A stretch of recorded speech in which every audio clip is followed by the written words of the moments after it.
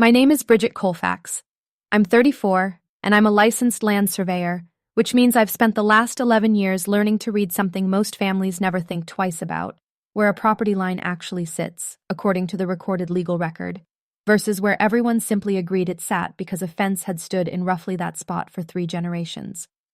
So when my father called to invite me to a small family celebration for the sale of our family's back 40 acres, I already knew exactly which filing cabinet in the old barn office I was going to check before I said a single word about the deal.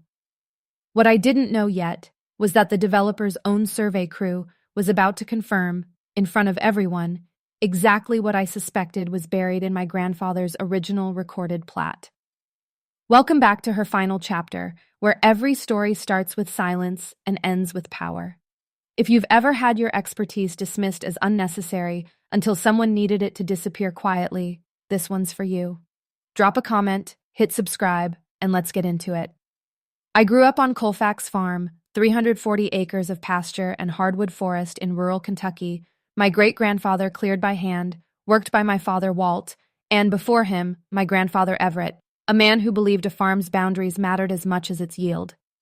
I became a licensed land surveyor at 25, after 4 years of formal coursework and an apprenticeship under a surveyor named Cal Ferris, learning to read a legal description the way most people read a map, precisely, without the room for interpretation. A fence line or a handshake agreement always seems to leave open.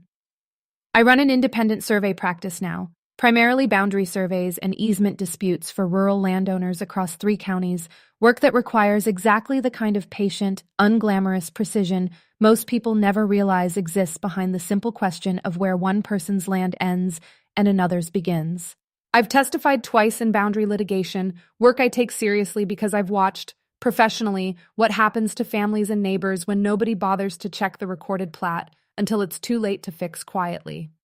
My quirk, if you want to call it that, is that I still carry my grandfather's old brass compass in my field bag on every job, a tool with no practical modern use next to my GPS equipment, but one I keep out of habit because he taught me, as a girl, to always check a boundary 2 different ways before trusting either one. My assistants tease me about it constantly. It's the same habit that would end up mattering more than any of us understood, the week my family called about selling the back 40. What most people don't understand about my job is how much of it comes down to the gap between what a family believes about their own land and what the county recorder's office actually has on file. Fence lines move. Handshake agreements fade into assumption over generations. The recorded plat doesn't move at all, and it doesn't care how long everyone's been comfortable pretending otherwise. The call came on a Thursday evening in April, my father's voice carrying the particular warmth he reserves for moments already decided before I've said a word. Bridget, we're finally doing it. Selling the back 40 to a development group. Good money. Going to set your brother up right. We're having a little family celebration Saturday. Come on out. I asked what the back 40 actually covered, since the farm's original acreage had never, to my knowledge, been formally resurveyed since my grandfather's death. My father laughed, easy and dismissive. It's just a fence line, Bridget. We've known where that property sits since before you were born. Don't overthink it. This is good news for the family. It's just a fence line. He'd used some version of that phrase for 10 years, ever since I'd asked, at 24, for help covering the remaining cost of my surveying certification and licensure exam. My father's response then had been immediate.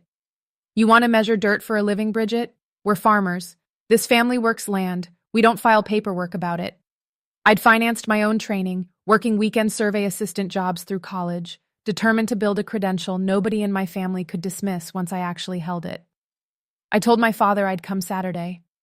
I did not yet understand exactly how much that fence line was about to matter. To understand why that phrase landed the way it did, you have to go back 10 years, to the spring after my grandfather Everett died, when I first asked my family to formally survey and record the farm's actual boundaries. Grandfather Everett had commissioned a professional survey of the entire property 18 months before his death, dividing the farm into specific recorded parcels in his will, the main farmhouse and working acreage to my father, a smaller parcel along the creek explicitly designated to me, the granddaughter who'd already shown by then a fascination with the surveying equipment he kept in his barn office. The survey was completed, the plat drawn and signed by a licensed surveyor, but never formally recorded with the county before his death, a detail nobody in my family treated as urgent at the time. I raised it that spring, freshly accepted into my own surveying coursework, suggesting we finalize the recording so the parcels matched grandfather's actual intentions on paper, not just in memory. My father waved it off at the same kitchen table where I'd hear variations of that dismissal for the next decade. We all know where the lines are, Bridget. Recording costs money and stirs up nonsense with the neighbors. Your grandfather's wishes are good enough as they stand. My brother Curtis, 4 years older and already managing the farm's day-to-day operations, added, "You're going to go to school to tell farmers where their own fences are? That's not a real skill, that's just paperwork nobody needs." The plat sat, unrecorded, in a filing cabinet in the old barn office for the next decade, while the farm's actual working boundaries drifted slowly toward the older, informal fence lines everyone had used for convenience since long before grandfather's professional survey ever existed. I financed my licensure entirely on my own after that conversation, built a career specifically around the kind of precision my own family had decided, at that kitchen table, wasn't worth the paperwork. Here's the part I don't say out loud very often. Despite everything, some quiet, stubborn part of me still measured my own worth against those acres along the creek my grandfather had specifically set aside for me. Land I'd never once seen properly recorded in my name. Land I'd let go unrecorded for a decade out of the same tired hope that eventually my family would simply do it themselves, without my having to insist on something they'd already decided was unnecessary. My field assistant and closest colleague, Delroy, has watched a decade of this exact pattern from close range, and he didn't hold back when I told him about the celebration.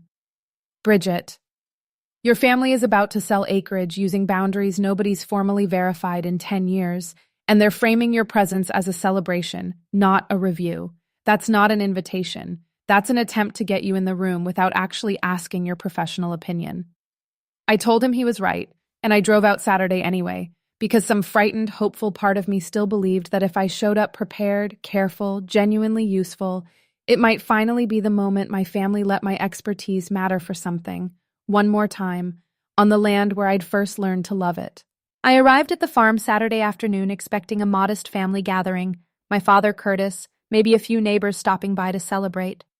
What I found, pulling up the long gravel drive, was roughly a dozen vehicles, including a black SUV with a magnetic door sign reading Prescott Ridge Development Group, and a folding table set up in the yard covered with glossy renderings of a planned subdivision. The physical contrast hit before anyone said a word. My father's old tractor sat rusting quietly by the barn, the same one he'd used my entire childhood, a cracked seat cushion patched with duct tape he'd clearly meant to replace years ago. 20 feet away, propped on an easel beside the folding table, sat a glossy architectural rendering of 40 new home lots, curving streets, and a community pond, printed on expensive foam board that had clearly cost more than that tractor seat repair ever would have. The small comments started almost immediately, dressed in the particular warmth my family reserves for things they don't respect. My Aunt Dolores squeezed my arm and said, "Isn't it nice you get to put that expensive schooling to use for the family for once?" My cousin Wade, admiring the development rendering, asked whether I'd ever consider getting a real surveying job instead of just doing the little rural stuff. I manage boundary work across 3 counties and have testified in litigation twice. I said nothing. Curtis himself, walking the folding table with a Prescott Ridge representative, called over his shoulder, "Don't turn this into one of your boundary lectures, Bridget. Just enjoy the day."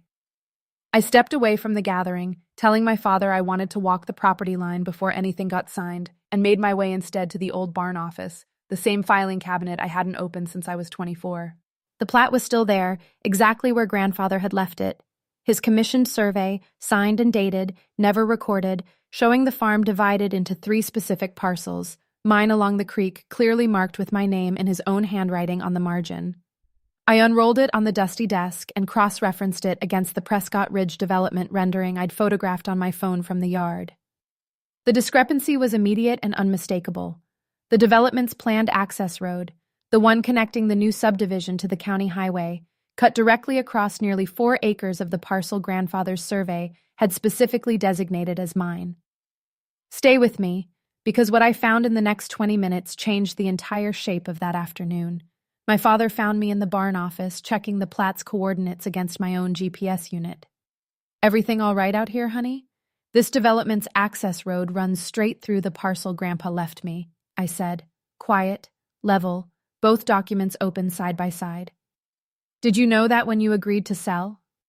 My father's face did the thing it does when he's already decided how a conversation is going to end before it begins.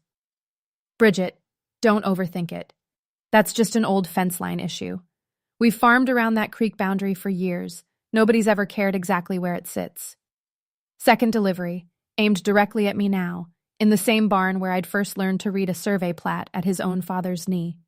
Curtis appeared in the doorway, his voice tight. Bridget, the Prescott Ridge folks are ready to finalize the boundary confirmation. It's just a fence line. Sign off on it so we can close this deal today. Third delivery, in front of my father, and moments later, a Prescott Ridge representative who'd followed Curtis to the barn, portfolio in hand, clearly hoping for a quick, friendly confirmation.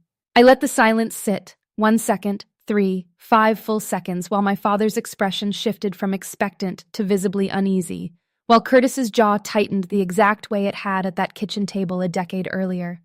Then I said, quiet, level, I don't sign off on boundaries I know are wrong. I never have. And I'm not starting with land my own grandfather specifically left to me. The Prescott Ridge representative, a composed man named Aaron Whitlow, glanced between the three of us. I'm sorry.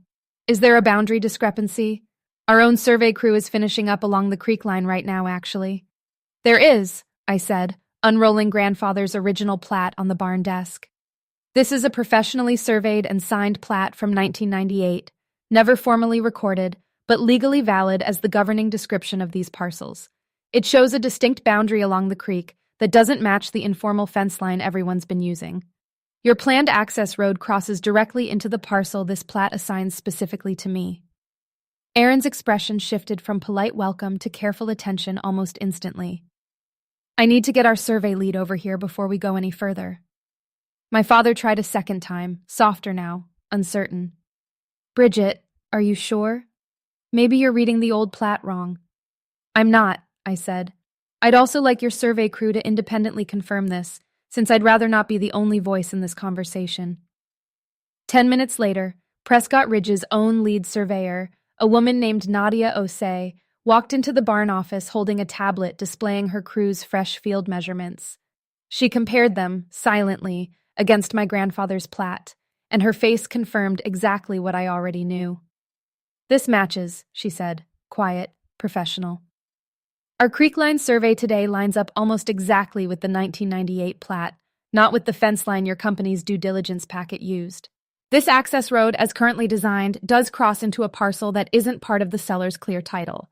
Curtis's second attempt landed worse than the first. The fence has been there for decades. That's the real boundary. Nobody's ever... A fence line isn't a legal boundary, Nadia said, not unkindly. A recorded survey is.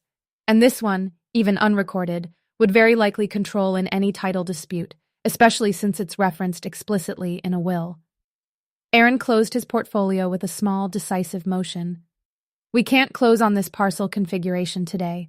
I need our legal team to review the 1998 plat before we go any further.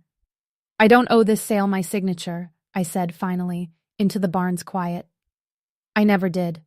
The sale did not close that Saturday. I want to be honest that I didn't feel triumphant watching it unravel in that barn, in front of a dozen relatives and a development team that had arrived expecting a simple formality. What I felt, mostly, was tired and a little sad, understanding exactly how close my family had come to selling land that was never fully theirs to sell, based on a decade of convenient assumption nobody had bothered to formally correct. Prescott Ridge, once their legal team reviewed the 1998 plat, restructured the development's road layout the following month to avoid my parcel entirely, a costly redesign my father and Curtis absorbed as part of renegotiated sale terms that ultimately valued the property fairly, without the boundary risk that could have exposed the family to a title dispute years down the road. I did not pursue any claim against my father or brother for the decade of unrecorded ambiguity, though Delroy reminded me, more than once, that I'd have had every right to formalize my own parcel entirely separately from the rest of the sale. What I did instead, over the following month, was finally have the entire farm properly resurveyed and recorded with the county, at my own professional cost, ensuring every boundary, mine, my father's, Curtis's future inheritance, matched exactly what grandfather had actually intended 18 months before he died. My father, watching me walk the property with modern GPS equipment where grandfather had once walked it with a compass, said very little at first. What he did say, 3 weeks later, standing at the edge of the creek where my parcel now officially began, was quieter than I expected. I should have recorded that plat the year he died. I just never thought it mattered that much. The quieter thing happened while clearing out the old barn office for the final survey filing, when I found, tucked behind the 1998 plat in that same filing cabinet, a short note in my grandfather's handwriting, dated the same year he'd commissioned the survey. Bridget's the only one who ever asked me why the lines mattered instead of just where they sat. That's why her parcel sits along the creek. I wanted her to have the part of this land that would always need someone paying close enough attention to protect it. What I learned, standing in my family's barn with a decade-old plat unrolled beside a glossy development rendering, is that a fence line agreed on by memory can hold for generations, right up until the moment someone tries to sell what's actually underneath it. Expertise dismissed as just paperwork doesn't disappear either. It waits, quietly, in a filing cabinet, for the exact moment someone needs the truth it was always recording. That's my story. If it meant something to you, drop a comment and tell me. I read every one, and if you want more stories like this, hit subscribe to her final chapter, because there's another one waiting for you next week.